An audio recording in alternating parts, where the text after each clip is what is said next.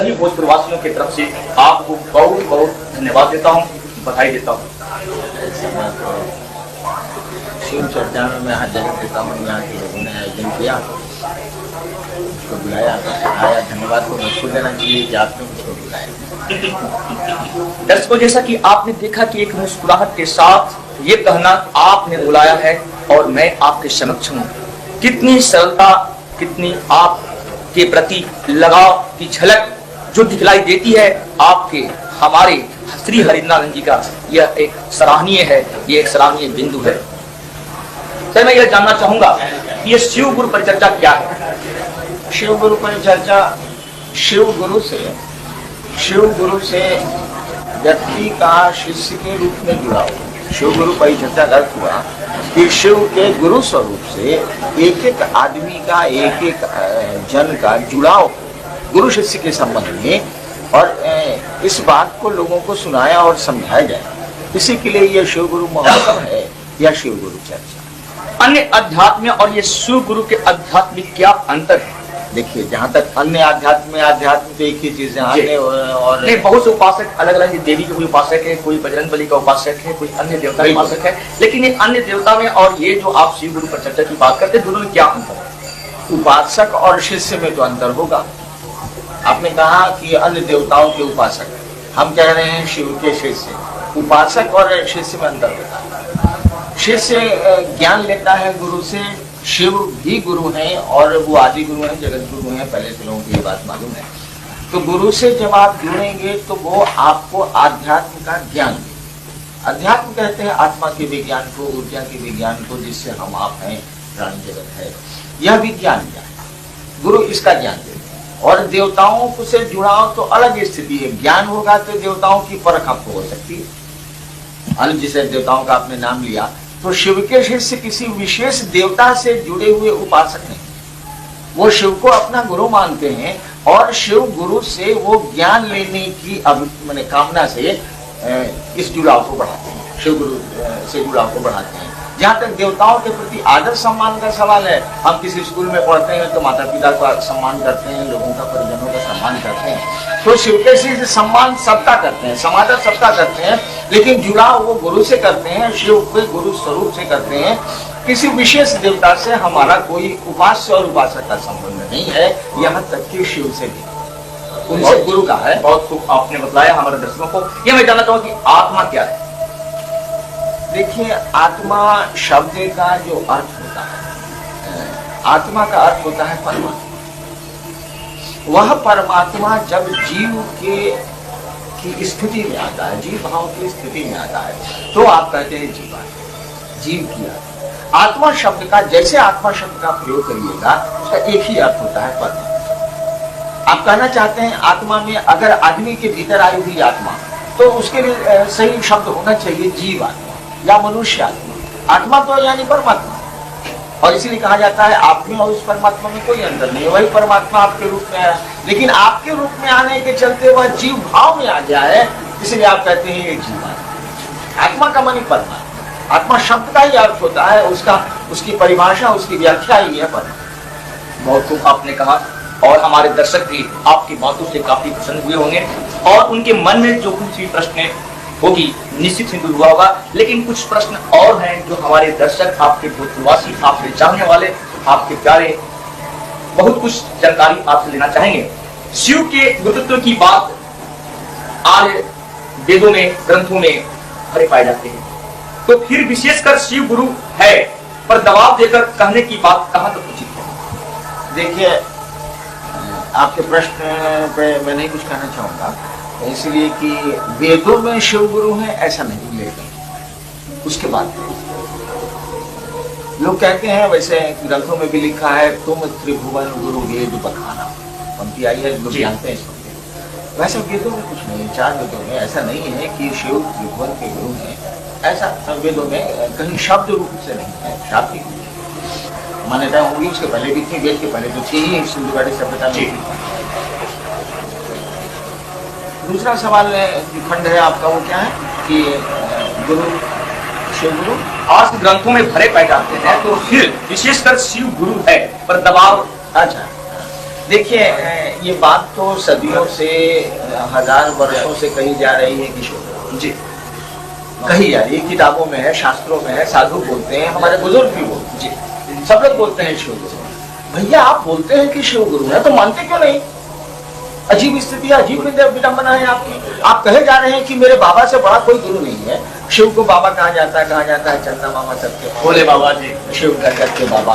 क्या विडंबना आपकी है कि आप कह रहे हैं कि मेरे बाबा जगत के गुरु हैं, मेरे शिव संसार के गुरु हैं, विश्व गुरु हैं, महागुरु हैं, और आज नहीं आप सदियों से इस बात को बोल रहे हैं, लेकिन उस गुरु का शिष्य हम ढूंढने जाते हैं तो भी नहीं।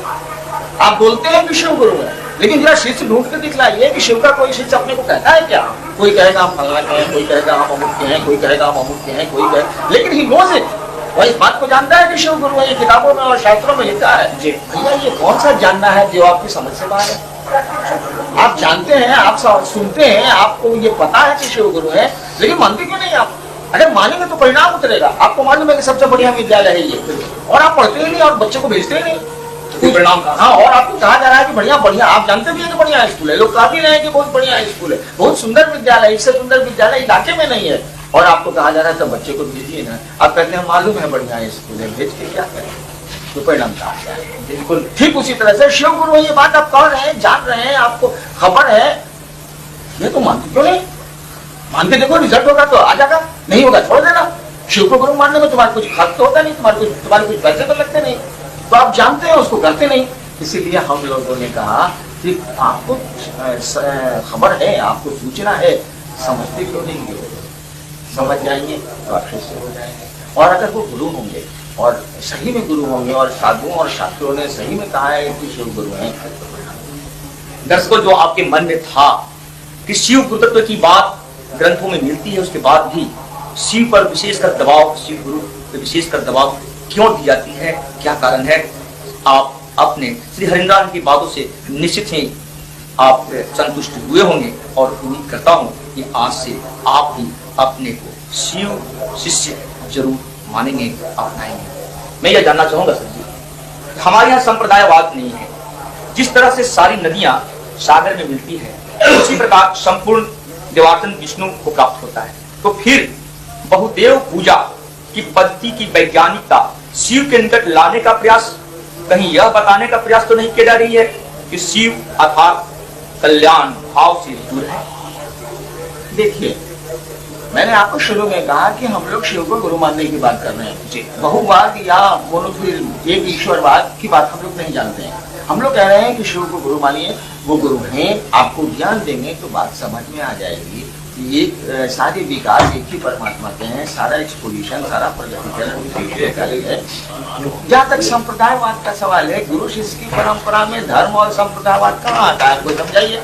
आपने भी विद्यालय में पढ़े होंगे, कई धर्म और संप्रदाय के लोग हम लोगों के शिक्षक रहे हैं और हम लोगों के सहपाठी रहे हैं। वहाँ स्कूल में तो कहीं संप्रदायवाद और इसका प्रचलन नहीं है, न ये बात लागू होती है। तो शिव गुरु और शिष्य के बीच में कहीं संप्रदायवाद का कोई जगह नहीं है। और यह शिव तो जगत का गुरु है। जगत में अगर भिन्न भिन्न लोग आते हैं तो इसको कैटेगराइज मत करिए कि ये संप्रदाय है और ये धर्म है और ये जातियां हैं और ये ऊंचे हैं, ये नीचे हैं। नहीं मानना चाहिए। वह विश्व गुरु तो विश्व का गुरु है, और शिव के शिष्य समग्र संसार को उस शिव गुरु सत्ता से जोड़ने की कोशिश में लगे हैं, जोड़ने के प्रयास में लगे हैं, जोड़ने की कामना रखते हैं। और हम लोगों का तो ये विषय ही नहीं है कि किस संप्रदाय और किस धर्म के कौन है, किस जाति के लोग हैं। इंसान होना चाहिए, किसी जगह का हो, किसी जाति का हो। बहुत शुभ कहा सर जी आपने, बहुत खुशी हुई, और हमारे दर्शक भी, हम आपके श्रोतावासी भी खुश होंगे। लेकिन सर, हमारे ऋषि ग्रंथों में प्रणव ओम का उच्चारण विजेतर स्त्रियों को वर्जित है। क्या उसी ये पद्धति का है कि ये मतलब नमः शिवाय केवल ओम को नहीं करना है? क्या उसी कारण है कि जो नमः शिवाय? देखिए, बड़ा अच्छा है कि अच्छी चीजों को आप कुछ लोगों के लिए छोड़ देते हैं, कुछ लोगों को विमोह करते हैं। ये कोई तरीका नहीं। अगर कोई अच्छी चीज आई है तो समग्र संसार को मिलनी चाहिए। अगर कैंसर की दवा आपको नहीं है तो विभेद क्या, सबको बंटवारा क्या? सबको मिलनी चाहिए। सूरज अपनी किरणों का बंटवारा नहीं करता है, बादल नहीं करते हैं, चांद नहीं करता है, हवा नहीं करती है। हम लोगों को भी अगर कोई अच्छी चीज मिलती है तो हम लोगों को जगह जमीन और टुकड़े टुकड़े में उसको नहीं बांटना चाहिए। हवाएं कहाँ बांट रही है, सूरज कहाँ बांट रहा है, उस परमात्मा की चीजें तो कोई बंटवारा नहीं करता है। पेड़ फलों का बंटवारा कहाँ करते हैं, दो चार नदियाँ कहाँ बंटवारा करते हैं। दो प्रश्न और अपने भोजपुरवासियों के लिए आपसे। आपकी प्रचार प्रपत्रों पर सर्वधर्म प्रतीक चिन्ह दर्शाया गया है, दर्शाया जाता है।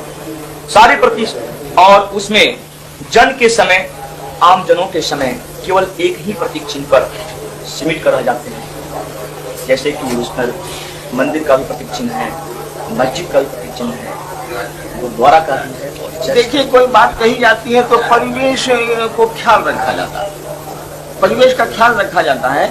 देखिए, ये बातें कहने की जरूरत नहीं है कि हम लोग सर्वधर्म का प्रतीक लगाते हैं। परिवेश ऐसा है कि अभी लगाया हुआ है, लेकिन जैसे जैसे लोग शिव शिष्यों को जानेंगे वो ये भी जानेंगे कि इनका कोई धर्म नहीं है, इनकी कोई जाति नहीं है, इनका कोई संप्रदाय नहीं है, विश्व इनका धर्म है, विश्व इनकी जगह है, सारे लोग एक ही हैं। वो आप शिव शिष्यों को कैटेगराइज नहीं कर रहे किसी धर्म में, इसलिए ऐसा किया। भोजपुरवासियों के लिए क्या संदेश होगा आपका? मैं तो हमेशा कामना करूंगा कि ये क्षेत्र, ये पूरा का पूरा क्षेत्र, मैं भी भोजपुर का ही रहने वाला हूँ, यानी भोजपुरी इलाके का हूँ, सीमांत का रहने वाला हूँ। वैसे उससे क्या अंदर आता है, मैं कामना करूंगा कि सारे लोग शिवमय हों, सुखमय हों, सारे लोगों का जुड़ाव उस शिवगुरु सत्ता से हो जो मेरा बाबा है। दर्शकों, जैसा कि आपने अपने श्री हरिंद्रानंद जी के बात को गहरा से, दिल से और ध्यान से सुना होगा, उम्मीद करता हूँ जरूर आप अमल करेंगे और आपके दिल में जो भावना थी, जो बातें थी, वो आज दूर हो गई होगी। और एक निवेदन के साथ, एक अनुरोध के साथ, हमारे भोजपुरवासी, हमारे दर्शक जब कभी भी आपसे जानकारी लेना चाहेंगे, आपकी बात सुनना चाहेंगे, आप अवश्य भोजपुरवासियों को समय देंगे, अपना दर्शन देंगे और भोजपुर के विकास के लिए हमेशा तत्पर रहेंगे। या भोजपुर क्यों, मैं एक एक व्यक्ति को शिवोन्मुख करना चाहता हूँ, शिव से जोड़ना चाहता हूँ, उसके शिव होने, उसके सुखी होने, उसके आनंदित होने की कामना करता हूँ। और मैंने शिव को गुरु माना था 1974 में, इसी भोजपुर के गांधी मैदान में, और इसलिए इस जगह से थोड़ा बहुत अधिक